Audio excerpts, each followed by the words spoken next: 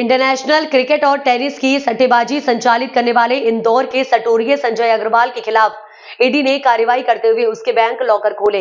इसमें विदेशी मार्का वाला 3.5 किलो सोना और 750 ग्राम सोने की ज्वेलरी मिली है। इसकी कीमत 3.36 करोड़ बताई जा रही है। दरअसल ईडी द्वारा दी गई जानकारी के अनुसार इंटरनेशनल क्रिकेट और टेनिस का सट्टा चलाने के मामले में जून महीने में उज्जैन पुलिस द्वारा कार्यवाही की गई थी, जिसमें पीयूष चोपड़ा, संजय अग्रवाल और अन्य को आरोपी बनाया गया था। ईडी द्वारा लसूड़िया पुलिस में मामला दर्ज कर एफआईआर के आधार पर जांच करने को कहा गया था, जिसमें मनी लॉन्ड्रिंग की पुष्टि हुई है। इसी आधार पर 12 दिसंबर को इंदौर, उज्जैन और लुधियाना सहित 5 ठिकानों पर छापे मारे गए थे। इस दौरान आरोपियों के लॉकर, बैंक खाते और अन्य उपकरण सील कर दिए गए थे। मंगलवार को ईडी ने इंदौर टीम के साथ बैंक लॉकर खोले, जिसमें बड़ी मात्रा में सोना मिला है। सोने की कीमत 3.36 करोड़ रुपए आंकी गई है। सट्टेबाजी में फर्जी दस्तावेजों का उपयोग किया गया था। ईडी की जांच में पता चला है कि पीयूष चोपड़ा ने अपने सहयोगियों के साथ मिलकर फर्जी दस्तावेजों का उपयोग कर सिम कार्ड खरीदे थे। इनसे बड़े पैमाने पर क्रिकेट और टेनिस की सट्टेबाजी का संचालन किया था। इससे करोड़ों रुपए की कमाई कर अवैध गतिविधियों में लगाई है।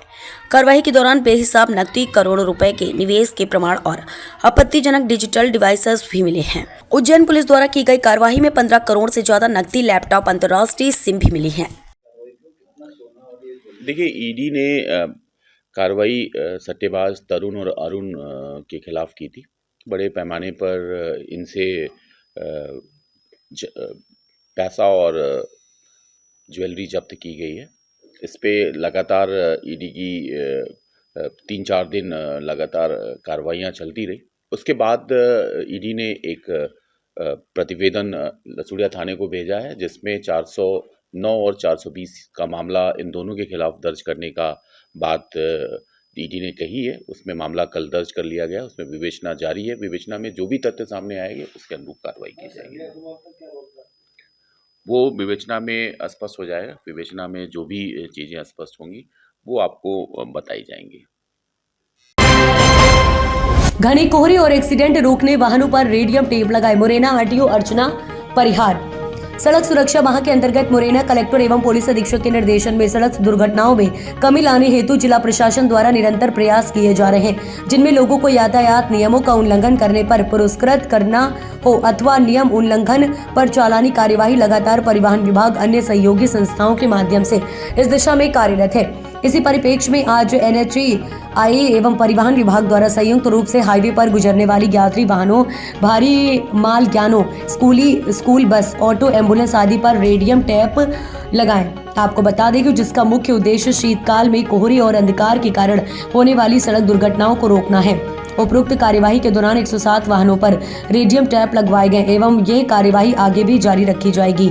उक्त कार्यवाही के दौरान क्षेत्रीय परिवहन अधिकारी अर्चना परिहार, आशीष शर्मा सहित कई लोग उपस्थित रहे। जैसे आपको जानकारी होगी कि सड़क सुरक्षा माह का आयोजन किया जा रहा है और इसका प्रमुख उद्देश्य ये है कि जो हमारे यहाँ सड़क दुर्घटना में निरंतर वृद्धि हो रही है उसको कम करने के उपाय हम निरंतर रूप से करते रहें। इसी के साथ ही जो भी जनता को जागरूक करने की गतिविधियां हैं और रोड सेफ्टी मैनेजमेंट जो हम कर सकते हैं इस माह के दौरान हम करेंगे। हम अपनी सड़क सुरक्षा माह के दौरान विभिन्न गतिविधियां आयोजित कर रहे हैं, जिसमें कैंप लगवाना है, यातायात नियमों की शिक्षा देना है। आज इसी के तहत हमने जो हाईवे पर गाड़ियां निकलती हैं, भारी वाहन हुए, यात्री वाहन हुए, उन पर रेडियम टेप लगवाने की कार्रवाई की जा रही है। इसमें NHAI के सहयोग से लगभग हमने आज 87 वाहन जिन पर रेडियम टेप लगवाए हैं और अभी भी शाम तक हम ये कार्रवाई करते जा रहे हैं।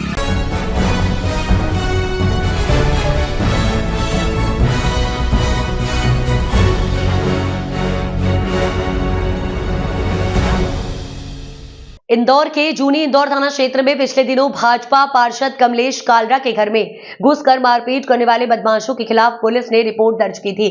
पूरे मामले में सोशल मीडिया पर एक वीडियो भी वायरल हुआ था, जिसमें बदमाश पार्षद के बेटे के साथ मारपीट करते हुए दिखाई दे रहे थे। पूरे मामले में पुलिस ने वायरल वीडियो के आधार पर 10 लोगों की पहचान की है, जिसमें से 6 आरोपियों को गिरफ्तार कर लिया है।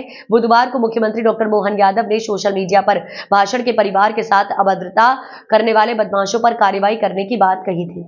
जानकारी देते हुए एडिशनल DCP आनंद यादव ने बताया कि पिछले कुछ दिनों से पार्षद कमलेश कालरा के घर में घुसकर अज्ञात बदमाशों ने मारपीट की थी और पार्षद के बेटे के साथ मारपीट की एक वीडियो भी बना लिया जो सोशल मीडिया पर भी वायरल हुआ था। पूरे मामले में वीडियो के आधार पर पुलिस ने 10 बदमाशों को चिन्हित किया, जिसमें से 6 बदमाशों को देर रात गिरफ्तार कर लिया गया। वहीं पकड़े गए बदमाशों से अन्य के बारे में पूछताछ की जा रही है।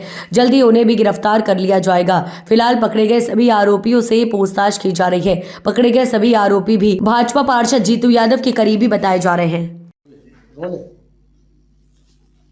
सर, पिछले दिनों जुबिंदो थाना क्षेत्र में एक पार्षद महोदय के बेटे के साथ मारपीट की गई थी, जिसमें उन्होंने भाजपा के ही दूसरे पार्षद जीतू यादव जी पर आरोप लगाया था। इस मामले में सर FIR भी की गई थी उनकी तरफ से। इसमें सर क्या अपडेट है? इसमें जूनी इंदौर थाने पर एक प्रथम सूचना रिपोर्ट दर्ज करके अनुसंधान प्रारंभ किया गया था, क्योंकि इसमें जो स्थानीय पार्षद हैं वहाँ के कमलेश कालरा, उनके निवास स्थान पर कुछ लोगों ने जाकर उनके पुत्र के साथ में बदतमीजी की थी, मारपीट भी की थी। चूँकि उस मामले में अज्ञात लोगों के खिलाफ FIR दर्ज थी, उसमें हमने लगभग 10 लोगों की पहचान CCTV फुटेज एवं अन्य तकनीकी साक्ष्य के आधार पर की है। उसमें से हमने अभी कुल 6 लोगों को विगत रात्रि में अरेस्ट किया है और उनसे पूछताछ करने के उपरांत उनको माननीय न्यायालय के समक्ष प्रस्तुत किया जाएगा। शेष आरोपियों की तलाश और शेष आरोपियों की पहचान हेतु भी टीम लगाई गई हैं, जो लगातार इसमें काम कर रही हैं और शीघ्र ही हम इस प्रकरण में शेष आरोपियों की गिरफ्तारी कर चालान माननीय न्यायालय के समक्ष प्रस्तुत करेंगे।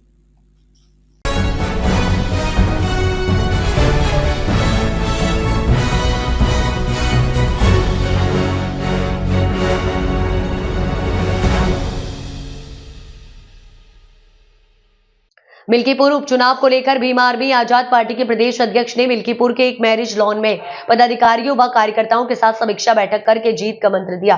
उपचुनाव की घोषणा होते ही सभी पार्टियों की सरगर्मियां तेज हो गई, जिसे लेकर Bhim army Azad Samaj party Kashiram party ने भी अपना प्रत्याशी मैदान में उतारने की पूरी तैयारी कर ली है। भीम आर्मी के प्रदेश अध्यक्ष ने मिल्कीपुर विधानसभा के इनायत नगर स्थित आस्था मैरिज लॉन में कार्यकर्ताओं व पदाधिकारियों के साथ मंडल स्तरीय समीक्षा बैठक के दौरान कहा कि 15 मार्च 2020 को उनकी पार्टी का गठन हुआ था। संविधान को बने लगभग 75 साल हो गए हैं। गरीब व कमजोर लोगों के साथ थाने व तहसीलों में भेदभाव पूर्ण कार्यवाही की जा रही है।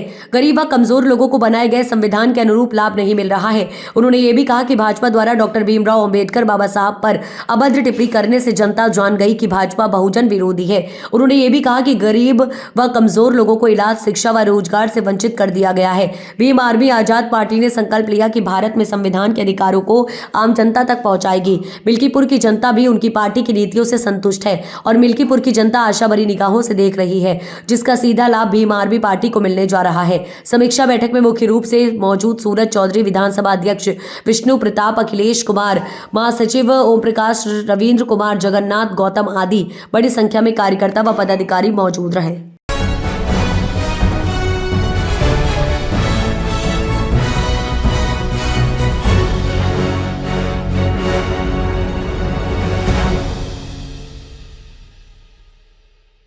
भारतीय जनता पार्टी के विधानसभा चुनाव की सरगर्मी तेज हो गई है।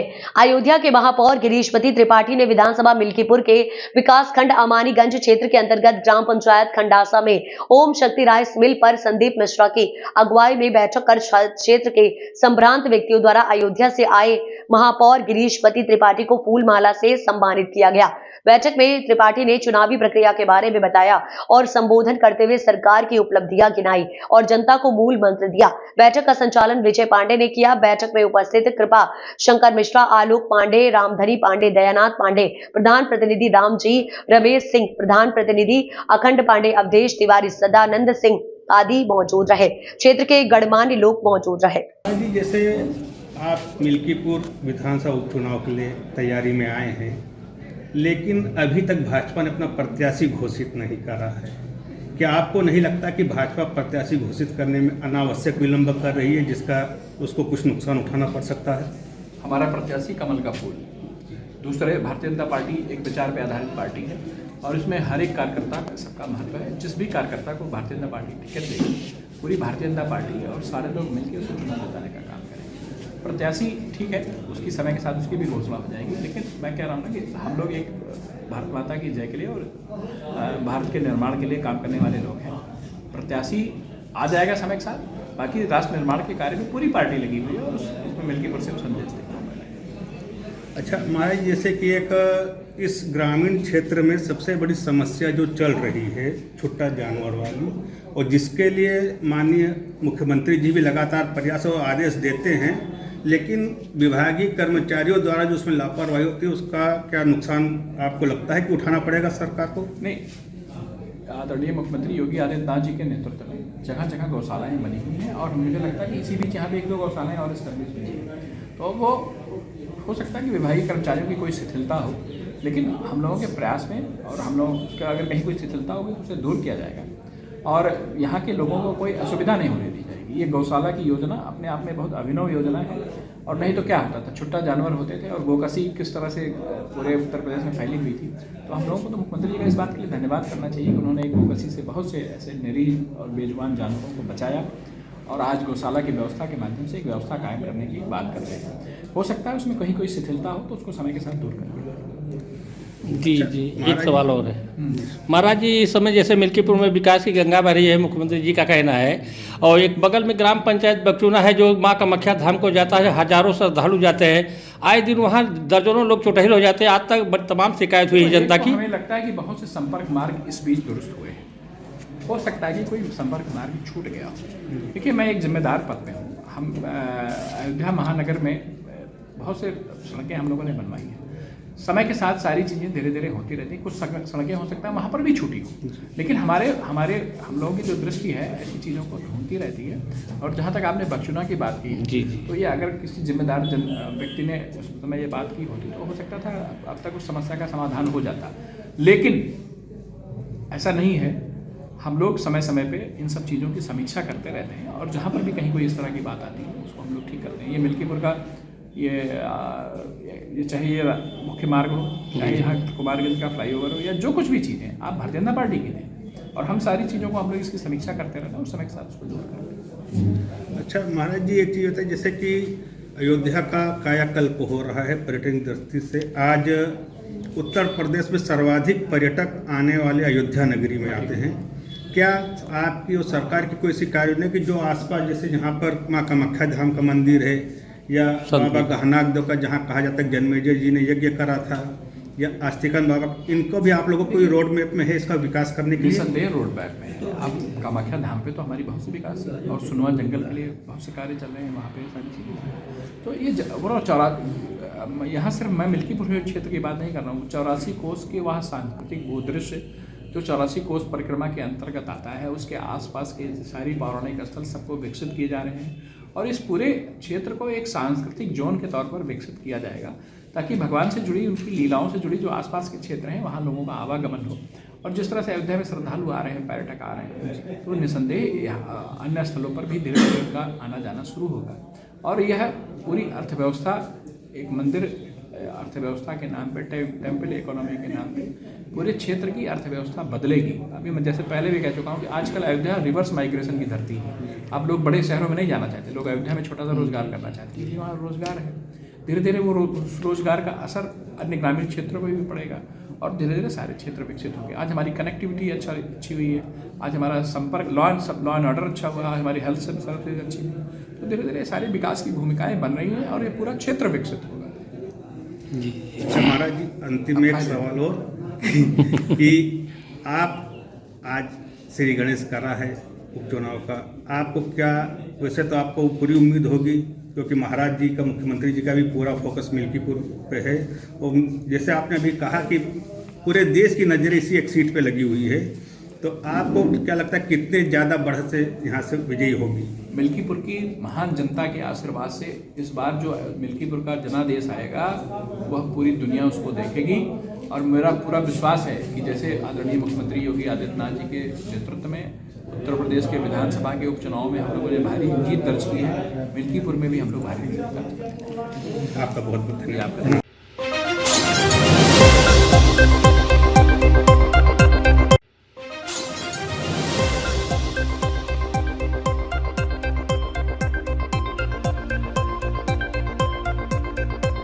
इस वक्त की बड़ी खबर आ रही है ग्वालियर से। ग्वालियर एसएएफ के सिपाही ने की खुदकुशी।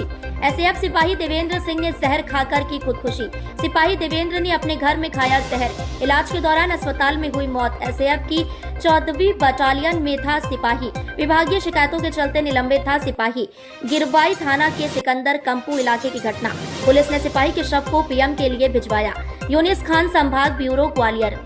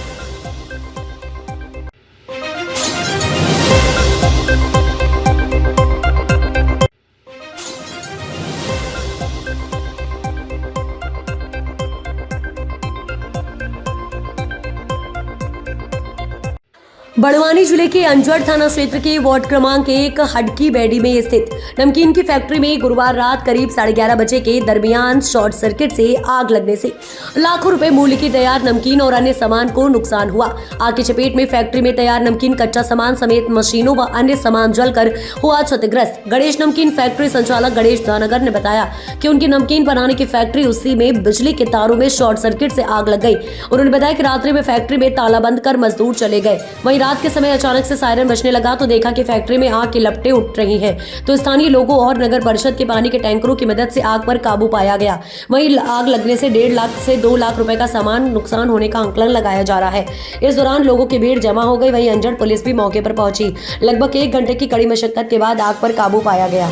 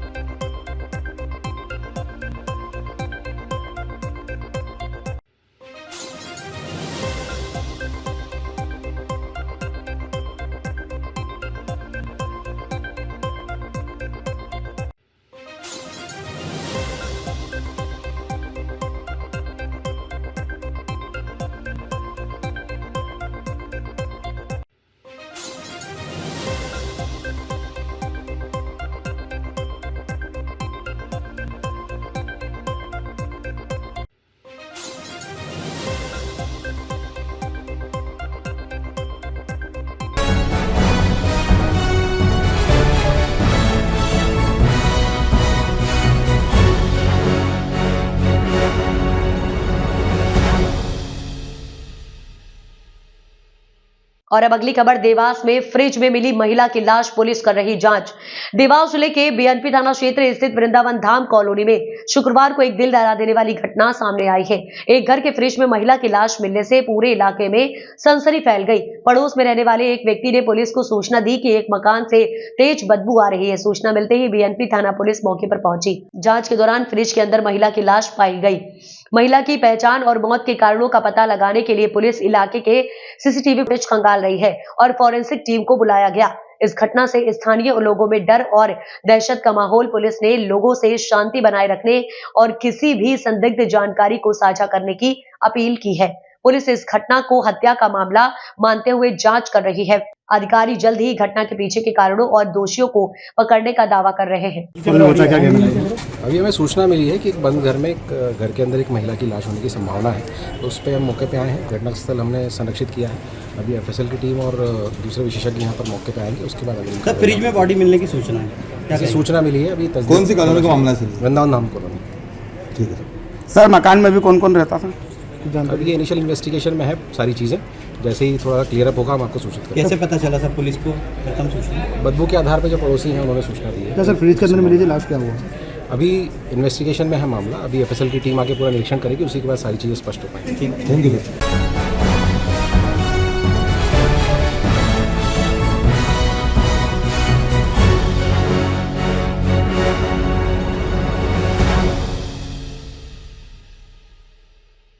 धार जिले के धर्मपुरी में जूना मोहल्ला नर्मदा नदी तट पर शुक्रवार को विधायक कालू सिंह ठाकुर ने सौगात देते हुए करीब 1 करोड़ की लागत से बनने वाले मुक्तिधाम का भूमि पूजन किया, जिसका निर्माण कार्य जल्द ही शुरू होगा।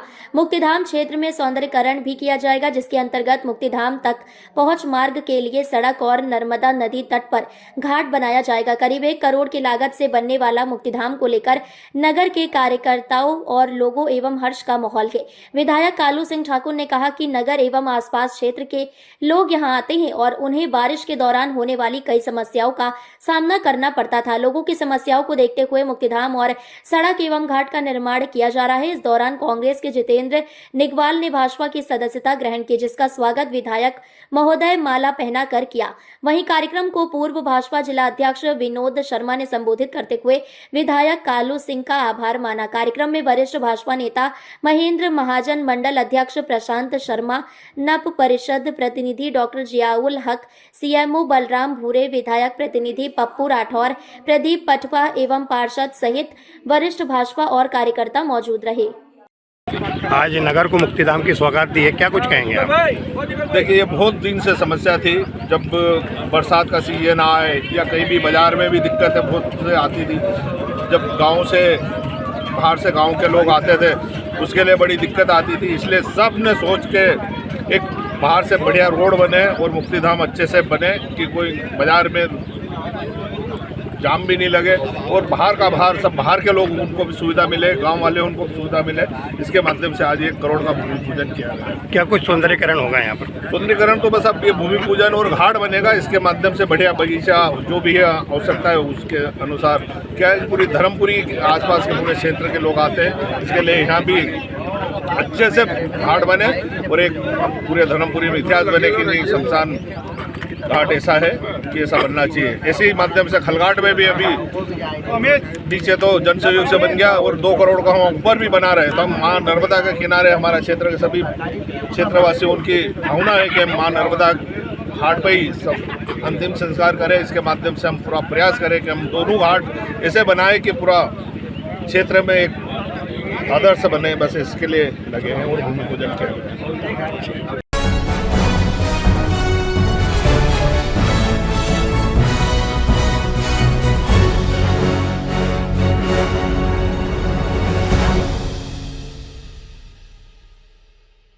धार के त्रिमूर्ति चौराहे से पैसा मोबिलाइजर द्वारा वेतन में वृद्धि को लेकर रैली निकालकर धार एसडीएम को सौंपा ज्ञापन। आपको बता दें कि प्रदेश सरकार ने विधानसभा चुनाव के दौरान पैसा मोबिलाइजरों के वेतन में वृद्धि करने का संकल्प पत्र में शामिल किया गया है, जिसमें 4000 से बढ़ाकर 8000 करने की घोषणा की गई है, जो आज दिनांक तक नहीं की गई, जिसको लेकर पैसा मोबिलाइजरों में काफी आक्रोश है। जिसको लेकर आज धार के त्रिमूर्ति चौराहे से रैली निकालकर धार कलेक्ट्रेट पहुंचे, जहां कलेक्ट्रेट में पहुंचकर एसडीएम रोशनी पाटीदार को ज्ञापन सौंपा। वहीं पैसा मोबिलाइजर माया ने जानकारी देते हुए कहा कि अगर हमारी मांगे पूरी नहीं की गई तो हम आगे बड़े स्तर पर आंदोलन करेंगे, जिसकी जवाबदारी शासन प्रशासन की रहेगी। आज ये ज्ञापन देने आए, क्या मामला है? मामला ये है कि हम ग्राम सभा पैसा मोबिलाइजर है और हम जमीनी स्तर से काम करने वाले मोबिलाइजर है। ये 20 जिलों में पैसा एक्ट लागू है और 89 ब्लॉकों में कार्यरत है। इसमें हम लोगों का लगभग 5000 मोबिलाइजर है पूरे 20 जिलों में। लेकिन माननीय मुख्यमंत्री जी ने जो घोषणा की थी 24 अक्टूबर को दीपावली तोहफे के तौर पे जो 4000 से बढ़ा के 8000 किया गया था, लेकिन अभी तक उन्होंने उसका आदेश जारी नहीं किया है। तो हम उस संबंध में आए कि जल्द से जल्द हमारा आदेश जारी हो। अच्छा, पूरे ज़िले से आए आप? नहीं, ये पूरा एक जिला है। आज हर 20 जिलों में ज्ञापन दिया जा रहा है कलेक्टर महोदय को। अच्छा, ज्ञापन दिया, क्या आश्वासन मिला आपको? बोला है कि भिजवा देंगे। आश्वासन तो हर कोई देता है, लेकिन करता कहाँ है। अच्छा, आपकी मांगे पूरी नहीं होती तो क्या करेंगे? मांगे पूरी नहीं होगी तो हम लोगों को रोड पे आके उग्र आंदोलन करना होगा। क्योंकि अभी तो हम शांतिपूर्वक आंदोलन कर रहे हैं, किसी को कोई परेशानी नहीं हो। लेकिन अगर हम लोगों को अगर परेशानी या दिक्कत होती है तो फिर हम लोग भी मजबूर हो जाएंगे ना। कब तक हम इंतज़ार करें? 4,000 में किसका घर चलता है? आपका चलता है क्या जो हमारा चलवा रहे हैं? कम से कम अगर घोषणा करी है, संकल्प पत्र में लिया है, तो आप उसको पूरा तो करिए। आप आपके संकल्प पत्र को भी पूरा नहीं करेंगे क्या? आपका नाम बता दो। नीतू अखाड़े, जिला अध्यक्ष। रोल क्या नाम है आपका? मेरा नाम माया पांडर है और मैं ग्राम पंचायत पचलाना की मोबिलाइज़र हूँ। हम जो अभी सभी ग्राम पंचायत जितने भी हैं ज्ञापन देने आए हैं वह मानदेय वृद्धि के बारे में ही है। अच्छा, रैली निकाल के आए, ज्ञापन के सौंपा, क्या मांग है आपकी? हमारी यही मांग है सर, जो माननीय मुख्यमंत्री जी ने जो दिवाली के पूर्व जो घोषणा की है 4,000 से 8,000 बढ़ाने के लिए, उसका जो आदेश विधिवत अभी संचालनालय से आया नहीं है। हम वही चाहते हैं कि जो मानदेय उन्होंने जो बढ़ाया है उसका आदेश विधिवत आ जाए, तो जो हमारी आर्थिक स्थिति जो ठीक नहीं है, 4,000 में कुछ होता नहीं है वैसे, तो वो थोड़ा तो हो, क्योंकि हम लोग सभी बहुत एजुकेटेड हैं, तो जो हमारी शिक्षा है उस शिक्षा के हिसाब से तो कम से कम और सैलरी होनी चाहिए, पर जो अभी उन्होंने बोला है उतना भी हो जाए तो हमारी थोड़ा सा आर्थिक स्थिति सुधरेगी, क्योंकि 4,000 में वैसे कुछ होता नहीं है। इतनी तो हम लोगों की फीस ही हो जाएगा कहीं कोई शिक्षा की कोचिंग करता हो, लेकिन हम चाहते हैं कि जितना उन्होंने बोला है उतना हो जाए तो हमारा जो आर्थिक स्तर थोड़ा और सुधरेगा। अच्छा, मांगे पूरी नहीं होती तो क्या करेंगे आप? मांगी पूरी नहीं होती तो हम और कुछ रणनीति बनाएंगे, क्योंकि इतने में कुछ होना तो है नहीं, तो और कुछ जो भी होगा, आंदोलन होगा, जो भी प्रयास हमारे होंगे वो हम करेंगे। अच्छा, आप धार जिले से आए पूरे सभी? हाँ, जिले के फिलहाल तो हम धार जिले के हैं, ब्लॉक 2-4 ब्लॉक के हैं। आपका नाम बताओ। मेरा नाम माया पांडा।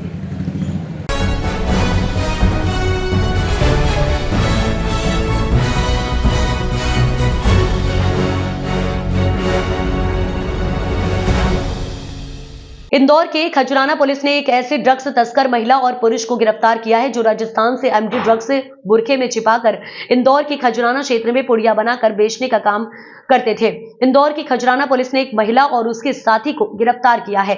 महिला उज्जैन से अपने पति को छोड़कर इंदौर आकर पिछले 1 साल से खजुराना इलाके में ड्रग्स बेचने का काम कर रही थी। अब पुलिस दोनों से पूछताछ कर रही है। वहीं एडिशनल डीसीपी अमरेंद्र सिंह ने बताया कि खजुराना पुलिस को मुखबिर से सूचना मिली थी कि स्टार चौराहे के पास सर्विस रोड पर एक महिला और एक युवक खड़े हुए हैं। मौके पर पहुंची पुलिस ने महिला की चेकिंग की तो महिला आयशा उर्फ आशु पति मोहसिन खान घबराई हुई मिली। बुर्का पहने इस महिला की तलाशी ली गई तो बुर्के में छिपा कर रखी हुई 15 ग्राम एमडी ड्रग्स मिली। इसके बाद युवक भूरा की तलाशी ली गई और उसके पास भी एमडी ड्रग्स बरामद हुई। बहरहाल पुलिस महिला और पुरुष से पूछताछ कर रही है कि इंदौर में किसको ड्रग्स देने वाले थे।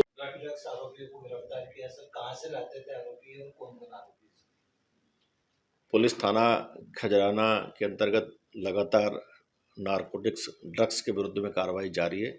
इसमें पुलिस न केवल ऐसे ड्रग पैडलर्स जो लोग सक्रिय हैं उनके विरुद्ध में कार्रवाई की जा रही, बल्कि पब्लिक अवेयरनेस भी चलाया जा रहा है। कल शाम को थाना खजाना पर सूचना मिली थी, कोई 2 लोग हैं जिसमें एक महिला एक लड़का है जो क्षेत्र में सक्रिय और किसी को ड्रग्स देने के लिए मतलब घूम रहा है। इस सूचना के आधार पर जब वहाँ कार्रवाई की गई तो एक महिला और एक युवक 2 लोग पकड़े गए हैं और इनसे लगभग 15 ग्राम के आसपास एमडी जो है वो सीज हुई है और पुलिस ने इसमें एनडीपीएस एक्ट के तहत कार्रवाई की है। इनकी जो बैकवर्ड और फॉरवर्ड जो लिंक्स हैं उनका भी एनालिसिस किया जा रहा है, उसमें कुछ नाम और आने की संभावना है। कहाँ से लेकर आए तो इसमें एक जो आरोपिया है वो वहाँ बेगम बाग उज्जैन की रहने वाली है और एक ये लड़का यहाँ खजाना क्षेत्र का रहने वाला है।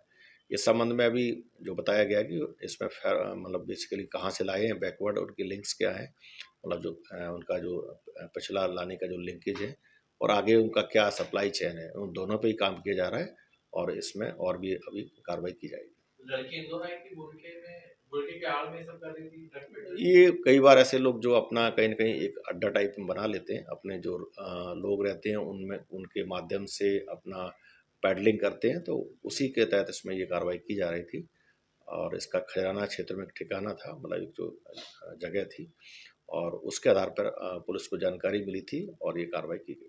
सर, देखने में आता महिला भी इसमें भागीदार बन रही है, कहीं ना कहीं सपोर्ट मिलता है महिला द्वारा। नो डाउट कई बार जो बहुत इस प्रकार के लोग जो इस काम में काफ़ी अपने मतलब पारंगत हैं वो अपने आप को कंसील करने के लिए, छुपाने के लिए इस प्रकार कई बार महिलाओं का उपयोग करते हैं। लेकिन लगातार पुलिस को ऐसी सूचनाओं के आधार पर इनमें कार्रवाई भी की जाती है और इस तरह के जो रैकेट्स हैं उनको एक्सपोज भी किया जाता है। मंदसौर पुलिस ने फ्रेंचाइजी देने के नाम पर ठगी करने वाले गिरोह का खुलासा किया है। 4 आरोपियों को गिरफ्तार किया है, जिनके कब्जे से 23,31,400 रुपए नगद, 11 mobile phone, 38 mobile SIM, 30 ATM card और 14 बैंक पासबुक बरामद किए गए हैं। आरोपी बिहार के पटना से डोमेन लेते थे और नामी कंपनियों की फर्जी वेबसाइट बनाकर ऑनलाइन ठगी करते थे। पुलिस आरोपियों को बिहार जिले के नवादा इलाके से पकड़ कर लाई। वहीं मुख्य आरोपी को कोलकाता एयरपोर्ट से गिरफ्तार किया गया है। एसपी अभिषेक आनंद ने बताया कि 22 दिसंबर को मंदसौर निवासी सूरज गुप्ता ने शिकायत दर्ज करवाई थी। 27 नवंबर को उसे एक मेल आया जिसमें उसे जूडियो ब्रांड की फ्रेंचाइजी देने का प्रपोजल दिया था। उन्हें कॉल कर फ्रेंचाइजी की जानकारी दी गई। इसके बाद फरियादी ने 2 से 17 दिसंबर तक ओवरसीज बैंक और फेडरल बैंक के अलग अलग खातों में 38,67,710 रुपए RTGS के जरिए ट्रांसफर किए। मंदसौर पुलिस के द्वारा साइबर ठगी के गिरोह है उसको पर्दाफाश किया गया है। इसमें जो ये अंतर्राज्यीय गिरोह था जो कि जो बिहार, कोलकाता, बंगाल से संचालित हो रहा था। इसमें सबसे पहले पुलिस को शिकायत मिली जूडियो जो आउटलेट है उसको खोलने के नाम पर उस व्यक्ति से जो है साइबर ठगी की गई थी। करीब 38 लाख रुपए जो है उसे ठगी की गई थी। पुलिस ने इसमें आरोपी है इसमें उसके बारे में जानकारी प्राप्त की तो बिहार की जानकारी मिली, बिहार और बंगाल की। तो पुलिस ने 2 टीम रवाना की मंदसौर पुलिस के द्वारा। वहां पर लगातार दबिश दी गई। इसमें तो एक व्यक्ति जो आरोपी है जितेंद्र, उसको एयरपोर्ट कोलकाता से पकड़ा गया और इसमें बाकी 3 आरोपी जो हैं जो कि नवादा जिले के वारसलीगंज है, इन तीनों को पकड़ा गया। टोटल इनसे 23,41,400 रुपये मशरूका जब्त हुआ है। इसके अलावा 11 मोबाइल फोन, 38 सिम, 14 जो बैंक के पासबुक हैं वो जब्त किए गए हैं और जो ATMs है वो भी मिले हैं। पुलिस अब इनसे पुलिस जो है इनको मान्य लाने से प्रस्तुत करके इनसे जो फर्जी मोबाइल, फर्जी सिम, फर्जी अकाउंट हो उनके बारे में जानकारी प्राप्त करेगी। उसका फिर आगे की वैधानिक कार्रवाई करेगी। अभी इसमें इसमें अभी आरोपी जो जिन्होंने सिम्स प्रोवाइड किए हैं, जिन्होंने अकाउंट्स प्रोवाइड किए हैं, उनके बारे में पुलिस अब इनको पुलिस रिमांड लेकर के पूछताछ करेगी। इसके बाद फिर जो आगे कार्रवाई करेगी। इसमें पूरी कार्रवाई में TI कोतवाली और इनकी पूरी टीम, इनका बहुत सराहनीय योगदान रहा है। हाँ, जो बैंक अकाउंट्स हैं ये इस तरह से करते थे कि बैंक अकाउंट्स में लोगों से पैसे ट्रांसफर करवाते थे, उसके बाद तत्काल उसको ATM से विड्रॉ कर लेते थे। तो जो कैश मिला है वो, और ये जो ATM से, और इन्होंने ATM से विड्रॉ करने के लिए अलग टीम बना रखी थी, सिम प्रोवाइड करने के लिए अलग लोग थे, अकाउंट्स प्रोवाइड करने के लिए अलग लोग थे। और ये पूरा सरगना जितेंद्र, इसका सरगना और कॉल करने के लिए एक टीम अलग थी और जितेंद्र इनका पूरा सरगना की तरह काम करता था। इसमें अभी अन्य नाम खुलने की बिल्कुल संभावना है। लगभग कितने आरोपी और शामिल हो सकते हैं? ये इन्वेस्टिगेशन और पूछताछ का विषय है। इसमें पूछताछ में जो तथ्य आएंगे उसके आधार पर कार्रवाई की जाएगी।